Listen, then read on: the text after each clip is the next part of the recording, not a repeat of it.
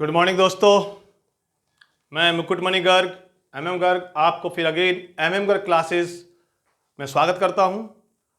और दोस्तों मैं आज एक नए लेसन नए टॉपिक पार्टनरशिप के चेंज इन पीएसआर के वॉल्यूम थर्ड टॉपिक से आपको बात कर रहा हूं। वॉल्यूम थर्ड में इसलिए वर्ड यूज कर रहा हूं दोस्त, यहाँ पे मैंने चेंज इन पीएसआर के चैप्टर को मैंने 5 वॉल्यूम में डिस्ट्रीब्यूट किया हुआ है।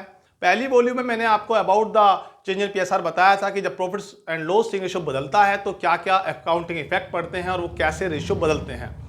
उसके अंदर हमने आपको बात की थी जो 5 ट्रीटमेंट की। पहला ट्रीटमेंट था हमारा अकाउंटिंग रेशियो का, जो हमने वॉल्यूम 1 के अंदर बात की। नंबर 2 वॉल्यूम के अंदर हमने आपसे बात की थी about treatment of goodwill and profit and loss and general reserve के बारे में। हम तीसरी वॉल्यूम में बात कर रहे हैं आपसे रिकंस्ट्रक्ट पार्टनरशिप फर्म के अकाउंटिंग ऑफ रिजर्व एक्रूमेंट प्रॉफिट एंड लॉस। हम तीसरे रिजर्व के अंदर बात कर रहे हैं। अब यहां पे इसके अंदर भी एक टॉपिक है मेन हमारा वर्कमैन कंपेंसेशन रिजर्व। इससे पहले वॉल्यूम 1 और वॉल्यूम 2 में हम डिस्कस कर चुके हैं।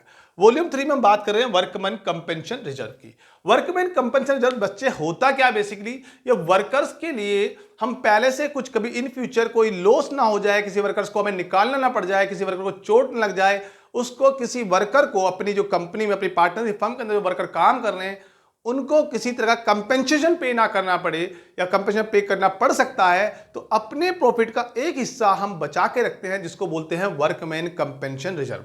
लेकिन आज की डेट में हम रेशियो बदल रहे हैं। इट मींस अपना प्रॉफिट एंड लॉस रेशियो जब चेंज हो रहा है, हमारा चेंज होने के कारण क्या है इसके ऊपर भी हमने आपसे बात की है। 5 डिफरेंट आपको कारण बताए थे मैंने पहले पुरानी प्रीवियस वीडियोज में कि एक तो हम अपनी मर्जी से रेशियो बदलते हैं, या फिर कोई पार्टनर एडमिट होता है, या फिर कोई पार्टनर रिटायर होता है, या किसी पार्टनर की डेथ होती है, या 2 पार्टनरशिप आपस में अमेलिगमेशन होते हैं, तब रेशियो बदलता है। तो इट मींस पार्टनरशिप की डीड में बदलाव आता है। इन सब चीजों को समझने के लिए आप हमारी प्रीवियस वीडियोस को भी देख सकते हैं। अब जब वो बदलाव आता है तो उस बदलाव आने पर क्या अकाउंटिंग इफेक्ट पड़ते हैं। पहला इफेक्ट था रेशियो में चेंजेस होती है, जिसकी मैं बात कर चुके। दूसरा इफेक्ट था गुडविल पे इफेक्ट होता है, बात कर चुके हैं। तीसरा हमारा इफेक्ट है रिजर्व्स पर। रिजर्व्स के अंदर जो वर्कमैन कंपेंसेशन रिजर्व है, लॉजिकल बात क्या है दोस्त की जो प्रॉफिट का हिस्सा हमने अपने पास बचा के रखा हुआ था वो ओल्ड पार्टनर्स का था और उस पर अधिकार ओल्ड पार्टनर्स का है और वो भी ओल्ड रेशियो में है। अब आज हम रेशियो बदल रहे हैं, तो रेशियो बदलने से उस रिजर्व को यदि आज हम डिस्ट्रीब्यूट नहीं करेंगे और कल डिस्ट्रीब्यूट करेंगे तो हो सकता है किसी पार्टनर्स को कम मिले और किसी पार्टनर्स को ज्यादा मिले। ऐसा क्यों हो? रिजर्व पुराना है तो रेशियो भी ओल्ड रेशियो बढ़ना चाहिए। तो सिंपल सिस्टम यह है कि जो आज की डेट में जब रेशियो बदलते हैं तो जितने भी रिजर्व्स होते हैं उनको डिस्ट्रीब्यूट कर लेते हैं।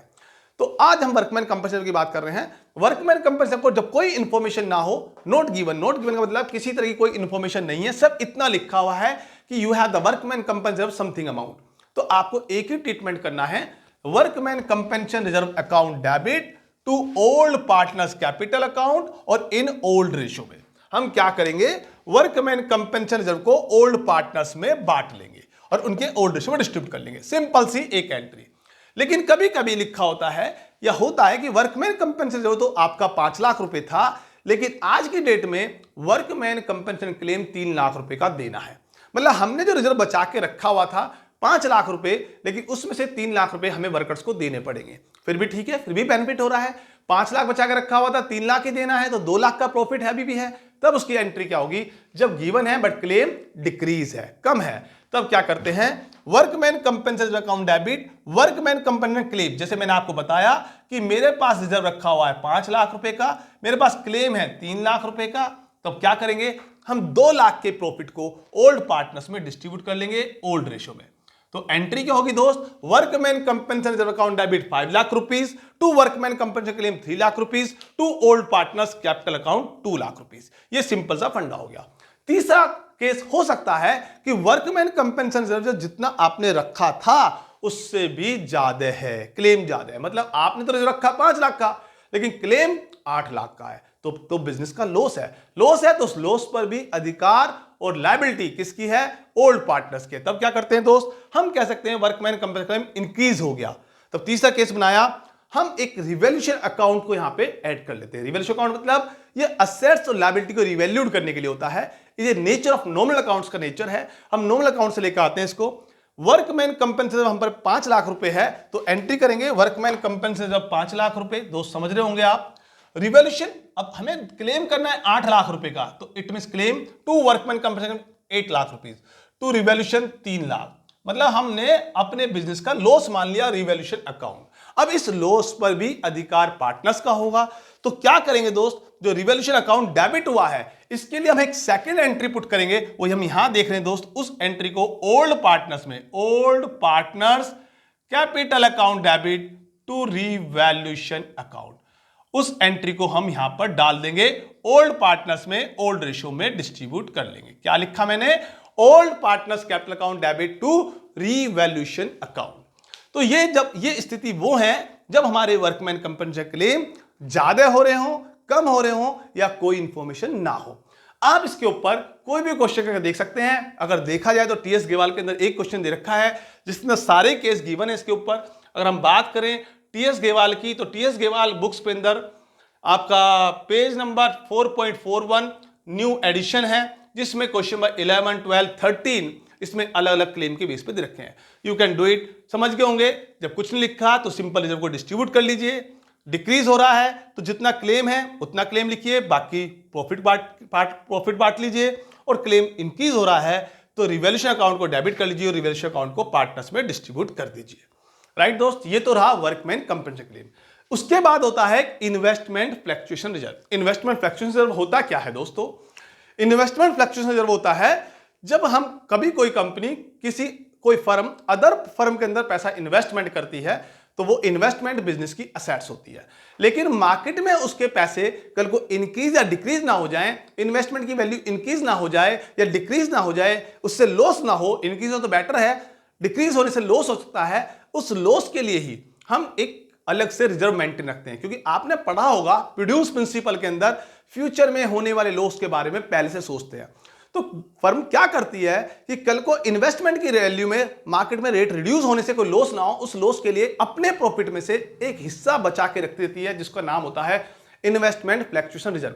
अब प्रॉफिट में से बचा के रखती है, इसलिए इसको पार्ट ऑफ प्रॉफिट बोलते हैं। और पार्ट ऑफ प्रॉफिट जो होता है वो पार्टनर्स का हक होता है उस पर, तो वो पार्टनर्स में डिस्ट्रीब्यूट होना चाहिए।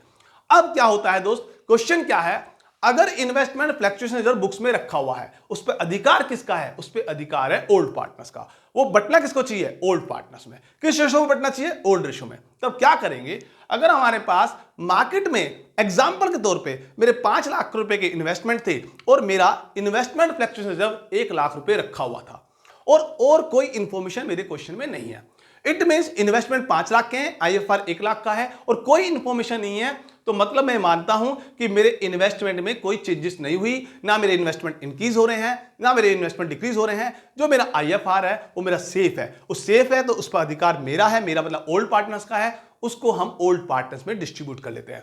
तो एंट्री क्या होती है दोस्त, IFR account debit to old partners capital account. जब कोई चेंजेस नहीं हुई मार्केट प्राइस में तो पूरे 1 लाख रुपए को जो आईएफआर रखा हुआ था उस आईएफआर को ओल्ड पार्टनर्स में हम डिस्ट्रीब्यूट कर लेते हैं इन ओल्ड रेशियो में। That's it.